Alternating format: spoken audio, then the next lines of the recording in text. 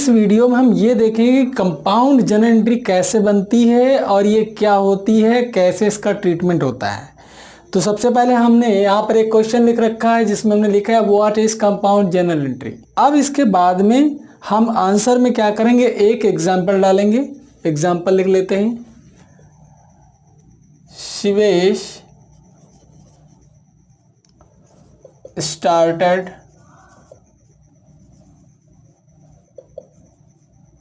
business with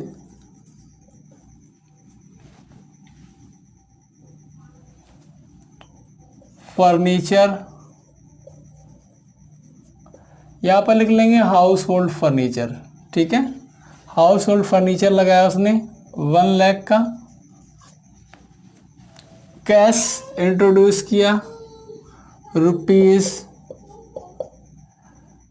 ₹50,000 and goods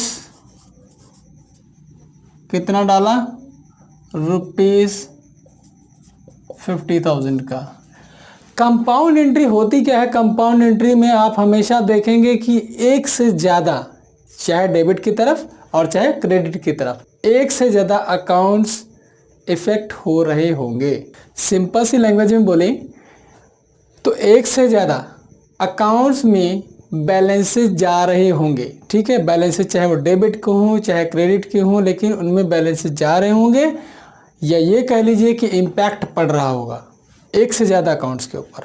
देखिए कैसे, यहाँ पर हमने जो एग्जाम्पल मैंने सेट किया हुआ है, यहाँ पर शिवेश ने बिजनेस स्टार्ट किया है। हाउस होल्ड फर्नीचर, उसके घर का फर्नीचर था, उसने सोचा कि खाली पड़ा हुआ उठा करके बिजनेस में लगा दिया। हाउस होल्ड फर्नीचर ₹1 लाख का उसने लगा दिया। कैश उसने 50,000 की डाल दी। उसके पास में कुछ पुराना गुड्स पड़ा था, वो भी उसी में उठा करके डाल दिया। ठीक है, तो टोटल उसने कितना लगा दिया, 1 लाख, 1,50,000 और 2 लाख, यानी 2 लाख रुपए उसने लगा दिए। अब इसकी जर्नल एंट्री अगर हम डालेंगे तो किस तरीके से बनेगी। सबसे पहले क्या रहा बिजनेस में,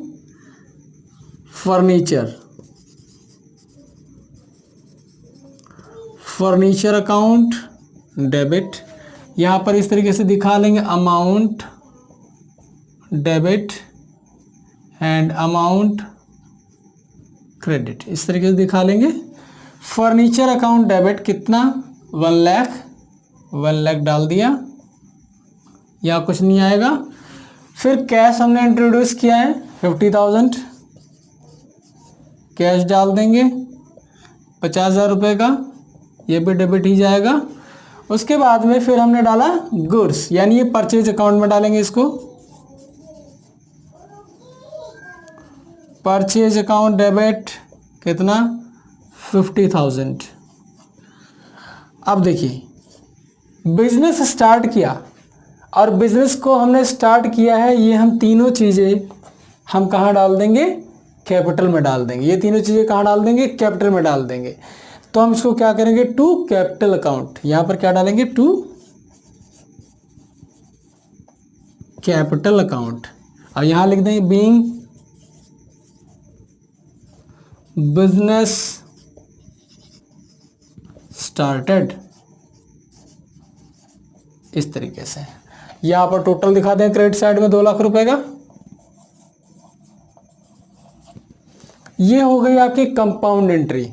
अब कंपाउंड एंट्री में अगर आप देखेंगे तो क्रेडिट साइड में यहाँ पर सिर्फ और सिर्फ एक ही अकाउंट है जिसके ऊपर इफेक्ट पड़ रहा है, वो सिर्फ और सिर्फ एक अकाउंट है जहाँ पर इफेक्ट पड़ रहा है। लेकिन डेबिट साइड में देखेंगे तो डेबिट साइड में देखिए लाइन से 3 अकाउंट दिख रहे हैं। 3 अकाउंट हमने क्या बोला था, चाहे वो डेबिट होंगे चाहे वो क्रेडिट होंगे, लेकिन एक से ज़्यादा इम्पैक्ट पड़ना चाहिए अकाउंट्स के ऊपर। तो एक से ज़्यादा है, देखिए फर्नीचर है, कैश है और परचेज है। तो ये हमारी एंट्री क्या कहलाती है, कंपाउंड एंट्री कहलाती है। ठीक है, तो ये हमारी कंपाउंड एंट्री होती है।